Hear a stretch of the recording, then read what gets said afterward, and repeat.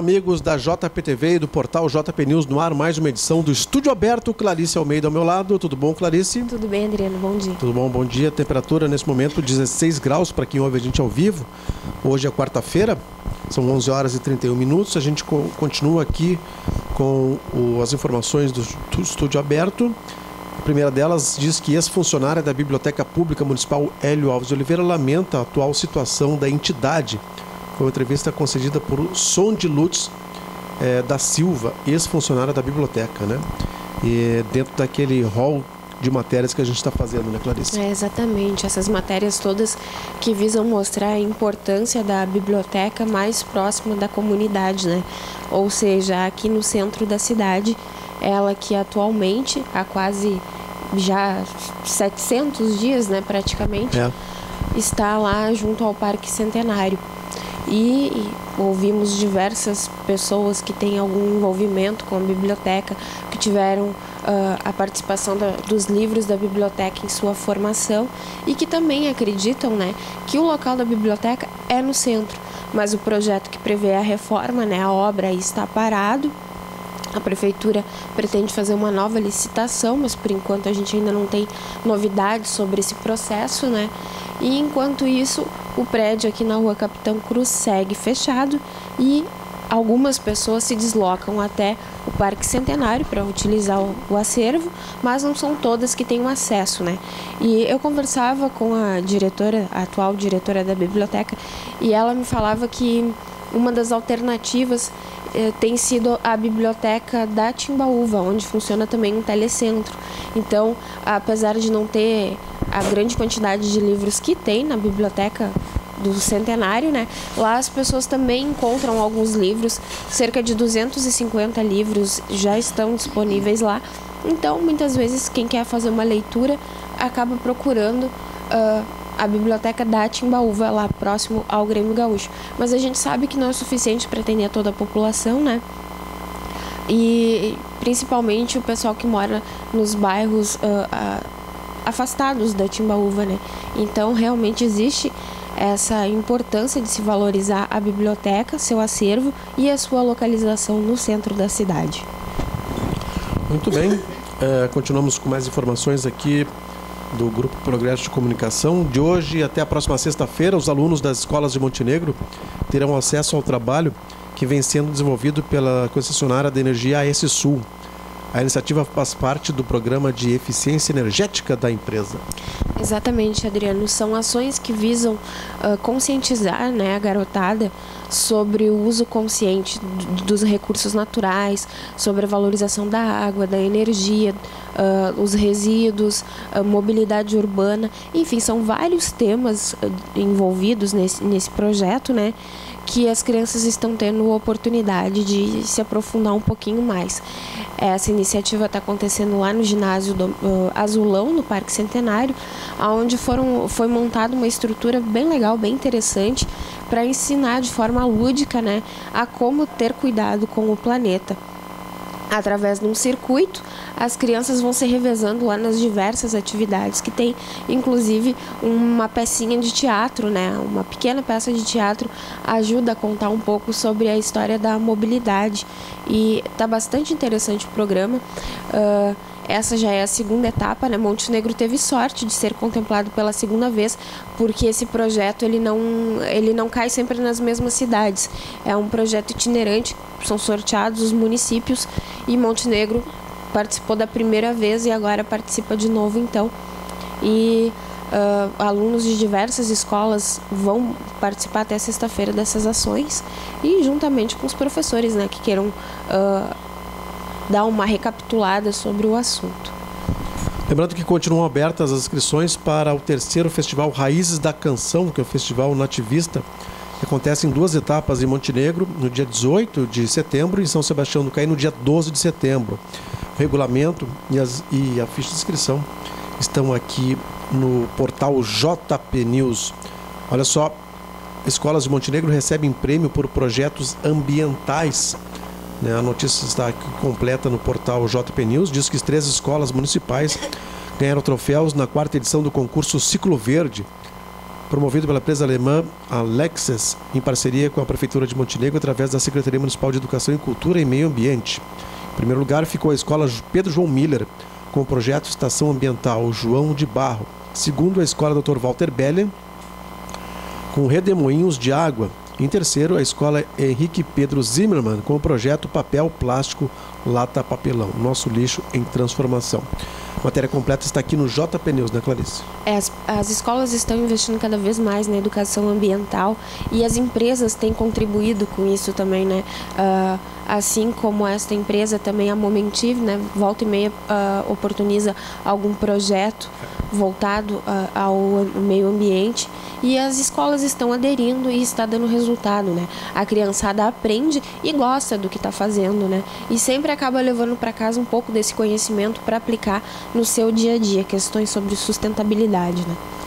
Certo, a Câmara discutiu problemas envolvendo o residencial 5 de Maio. Mais uma vez esse assunto voltou à tona, dessa vez uma reunião na Câmara Municipal de Montenegro. Está aqui o ex-secretário de Habitação, Juan Rocha, estou vendo na foto.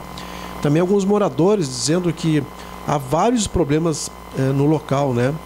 Existe ainda uma suspeita referente a um suposto sumiço de 2 valores, um referente à instalação de antenas e outro a um fundo de reservas. Está complicada essa situação lá, né?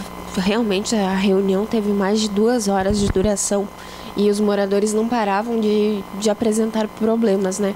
Os vereadores que propuseram essa reunião tiveram como base para esse encontro as reclamações do Conselho de Habitação, né, que apontava para supostas fraudes, digamos assim, né, para problemas notados lá, como a gente relatou aqui anteriormente em uma reportagem com o João, né, que é o presidente da UMAC. Ele relatou problemas em um dos edifícios, e assim como esse problema, então outra questão envolvendo o ex-síndico do prédio também chamou a atenção dos vereadores, que propuseram esse encontro. Só que durante a reunião se descobriu que os problemas vão mais além, né? Vão além dos citados. Segundo os moradores, existe problema de infiltração, de vazamento, de goteiras. E essa senhora que a gente vê na foto, ela encheu os olhos d'água, se emocionou ao falar que os problemas envolvendo o residencial 5 de Maio começaram no momento da entrega das chaves. Lá no ato de recebimento, os moradores tiveram as chaves trocadas. Ela, que era do apartamento 30, recebeu a chave do 31.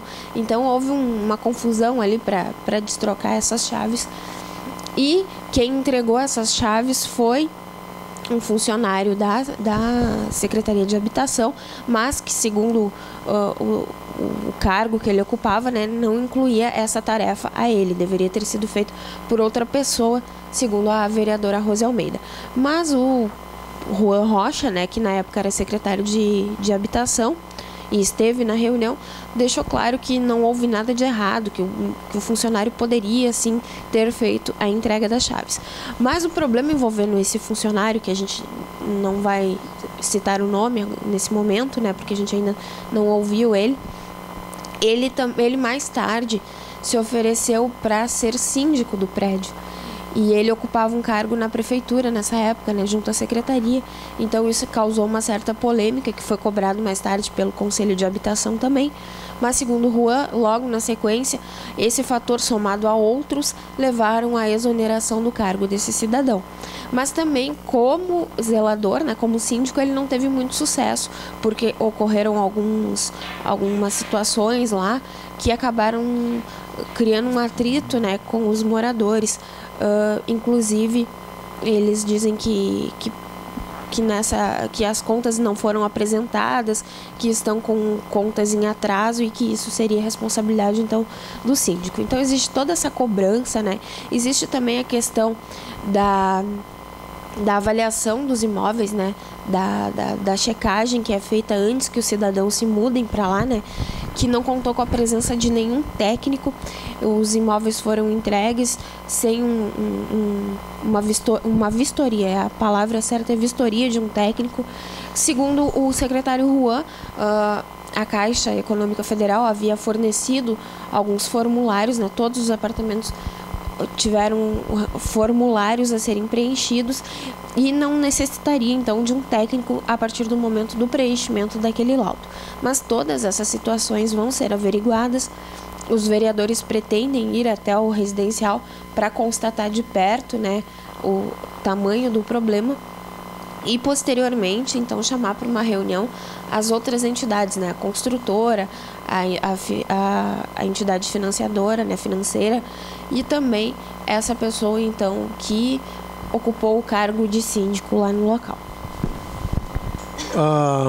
O Diário Gaúcho traz uma matéria aqui no seu portal, agora são 11 horas e 41 minutos para quem ouve a gente ao vivo. Moradores se arriscam religando rede de energia elétrica clandestina. Mesmo sabendo do perigo, moradores da Vila Mangue Seco, na Lomba do Pinheiro, sobem em postes sempre que necessário para religar a rede clandestina de energia elétrica. Tem uma foto impressionante aqui. No último domingo, a CE, a funcionária que atende a praça de Porto Alegre, foi até o local e cortou todos os gatos, provocando a ira dos moradores que fecharam a rua e fizeram barreira para impedir a saída dos veículos da companhia da via. Devido ao tumulto, a Brigada Militar foi acionada. Os moradores alegam já ter solicitado à CE para que fosse feita a ligação regular, o que até agora não ocorreu. Nossa, que situação. A que ponto chegamos, né? Protestando por uma coisa que está errada, né? E quanto vale uma vida, né, para estar se arriscando desse jeito? É verdade. Bom, estamos aqui com mais informações. Agora chegou a hora de falarmos de esporte. Hoje tem jogo, o Inter joga contra o São Paulo, o Grêmio joga amanhã contra o Cruzeiro, que é o líder do campeonato. Um jogo difícil do Grêmio amanhã em Belo Horizonte, né, Clarice? Exatamente. A expectativa, mais uma vez, né, de que o time tenha um bom desempenho, seguindo o que aconteceu no final de semana, mas a gente sabe que quando se vem de uma fase difícil, como a que o Grêmio tem enfrentado, há sempre o risco de dar uma tropeçada, né? Então, é esperar para ver. Tá certo. Continuamos com informações aqui do nosso portal JP News. Também temos informações aí que chegam de outros portais, temperatura de 16 graus, e este é o estúdio aberto. Olha só, a caravana Chamamereca encerrou em grande estilo em São Sebastião do Caí. Aí os astros do tradicionalismo gaúcho, os Facundes, Alejandro Brits e Elton Saldanha fizeram um show com um estilo chamamé em São Sebastião do Caí, que agradou o público em cheio e levou um grande público lá. E São Sebastião do Caí já prepara seu acampamento Farroupilha. Segundo a Ingrid Borcha, que é a coordenadora de cultura, mais de 80 entidades estarão presentes. Agora começa a se criar essa expectativa, né, em torno da Semana Farroupilha. Todos os municípios já começam a dar os primeiros passos, né, depois de terem projetado as ações. Agora então é hora de colocar em prática, e a gente espera que novamente seja um evento bonito, né, que reúna um grande número de pessoas, de tradicionalistas e também dos que não são tão tradicionalistas, mas que é uma forma de aprender um pouco mais sobre a cultura gaúcha, né? Uma das atrações dos eventos tradicionalistas da Semana Farroupilha será justamente o festival aqui do Grupo Progresso, né? O Raiz da Canção, né, Clarice? Exatamente, que também tem esse foco, né, de difundir a cultura e de oportunizar novos músicos estarem mostrando seu talento aí para as comunidades de Montenegro e região, né? Porque sempre o pessoal vem de fora também, assim como ali em São Sebastião do Caí, o pessoal da Serra acaba descendo para conferir as atrações. É uma ótima oportunidade, né? Uma vitrine para os novos talentos. Legal, olha só, a Fundarte informa que já estão abertas as vagas para interessados em aulas de balé e de teatro. A faixa etária para os alunos de balé é de 5 a 6 anos, com aulas no turno da manhã, e o teatro é de 6 a 7 anos, com aulas no turno da tarde. O preenchimento das vagas será por ordem de chegada. Portanto, quem tiver interesse de inscrever seu filho ou sua filha, estão abertas as vagas ainda para aulas de balé e teatro. O balé é outra tradição, né? A gente vê as menininhas ali na Fundarte, como é grande o número de alunos, né? É bom correr para garantir a vaga, porque a gente sabe que sempre tem interessados, e realmente é uma dança muito bonita, né? E mantém viva mais uma tradição, né? Legal. 11h45, oficina ensinou a arte da customização de roupas, né? Hernani Chaves e Fabrício Rodrigues se uniram para realizar uma oficina de customização de roupas.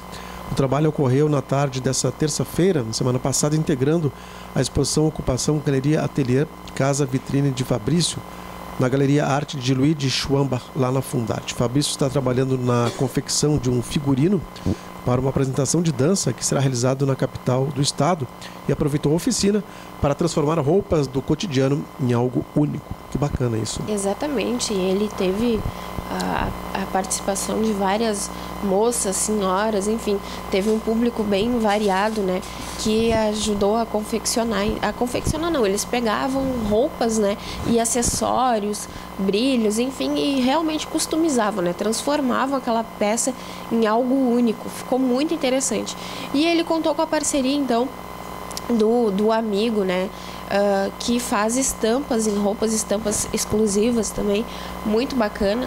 E só que a participação dele, ele deu uma pincelada pro pessoal, né, mostrou um pouquinho do seu trabalho, mas o foco dele foi produzir lá na hora da oficina um trabalho especial, uma camisa que ele dedicou ao amigo, né, ao Fabrício. E a camisa essa que ficou muito interessante, ele desenhou o rosto do Fabrício, utilizou uma foto como inspiração, né, e fez vários outros desenhos naquela camisa. Ficou realmente irreconhecível, né, a camisa como era e como ficou. Um trabalho bastante interessante, envolvendo tecido, tintas e arte, né, principalmente a arte. Certo. Bom, agora vamos falar de assuntos nacionais. Imagens inéditas mostram que a queda do avião que matou o Eduardo Campos reforçam a tese, né, de falha humana, no caso, no acidente que aconteceu na quarta-feira da semana passada. Gravações foram feitas por câmera de um prédio em construção em Santos, lá no litoral de São Paulo. Mais uma vez, né, pode ser que seja uma falha humana, isso é mais preocupante ainda, né? Porque se espera sempre que o piloto esteja bem preparado, esteja pronto para qualquer ação, né? Então, uma vez constatado, leva a reflexão, né, sobre o preparo que o pessoal da aviação está tendo. A informação que traz aqui o Globo diz que militares que acompanham as investigações das causas do acidente com o avião Cessna acreditam que é forte a possibilidade de ter havido falha humana depois do procedimento de arremetida.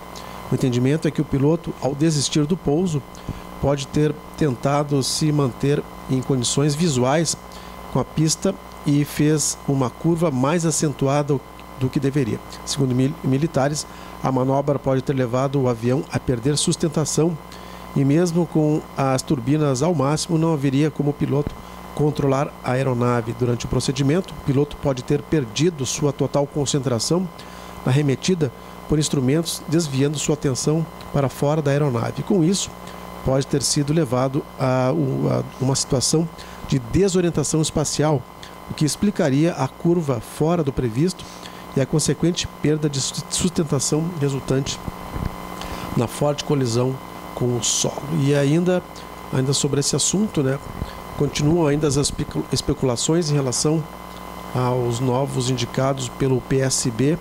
A Marina Silva deve ser mesmo confirmada como candidata a presidente no lugar do Eduardo Campos e ainda não há uma confirmação de quem pode ser a vice, né? Há uma possibilidade agora de uma composição para o vice de outro partido. Exatamente, né, Adriano? Ontem, no início da abertura do horário eleitoral, houve uma espécie de homenagem, né, ao Eduardo Campos.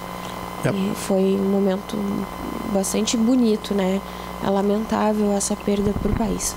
E está confirmado agora também que o PSB, melhor dizendo, do Senado confirma a chapa Marina e o gaúcho Beto Albuquerque, deputado federal. O anúncio oficial será feito na reunião da executiva do partido hoje à tarde. Portanto, o gaúcho Beto Albuquerque deve ser confirmado como candidato na chapa que vai levar como cabeça a Marina Silva. É interessante para o Rio Grande do Sul, né, ter um candidato participando de muito interessante, muito importante também, né? E quem sabe isso também vai agregar, né, o número de votos destinados à Marina, né? Pode ser mesmo, né? E muito se fala na comoção, né?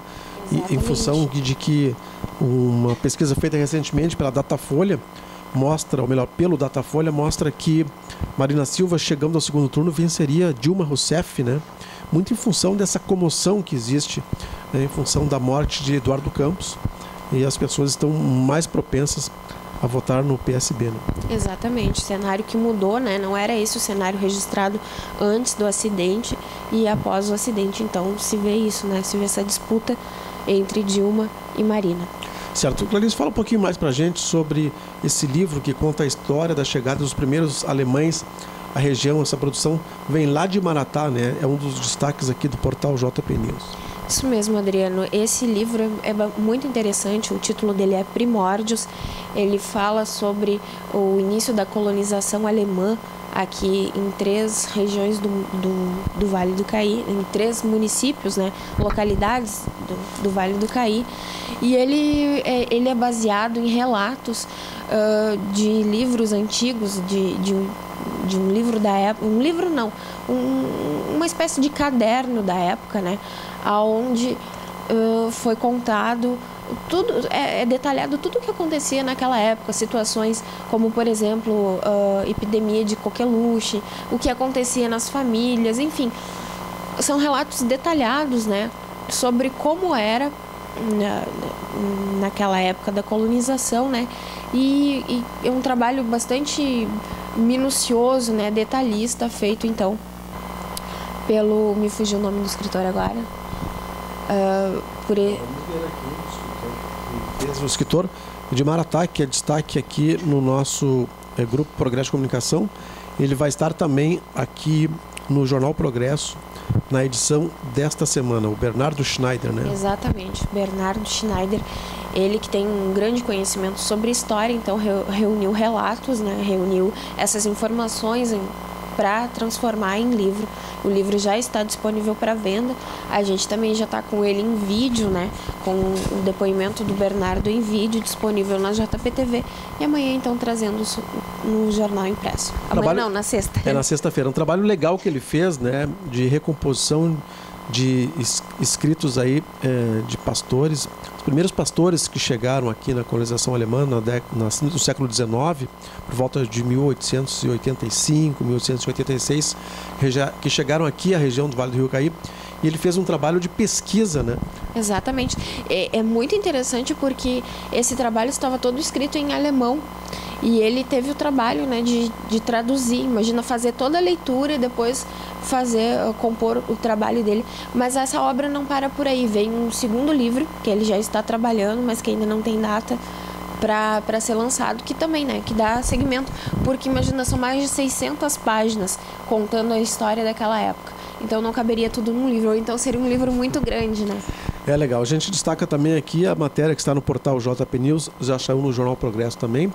Ex-presidente da República, Fernando Henrique Cardoso, concede entrevista à JPTV. Vale a pena conferir na série de entrevistas do programa JP Sem Fronteiras, da JPTV, produto do Grupo Progresso de Comunicação. O FHC foi o entrevistado. A JPTV foi até o edifício CBI Esplanada, no centro da cidade de São Paulo, e conversou com o ex-presidente, né? Quem não conferiu ainda, pode olhar aqui. A matéria está no portal JP News, já saiu no Jornal Progresso, e o vídeo completo está aqui também no portal JP News e, além disso, rodando na JPTV, né? Nosso trabalho multimídia, né, Clarice? Exatamente. Vale realmente, eu sempre estou dizendo que vale a pena, mas é verdade, vale a pena conferir, porque ele tem uma história de vida muito interessante, um homem que já viajou por diversos países, que já teve diversas experiências ao longo da sua vida, né? Um intelectual, então ele tem muito a contar, tem muita história interessante que vale a pena a gente conferir, né? Porque às vezes a gente se apega apenas àquele detalhe, digamos assim, de que ele foi o presidente da República. Mas não, as histórias de Fernando Henrique vão bem além e vale a pena conferir, seja em texto, seja em vídeo, assista.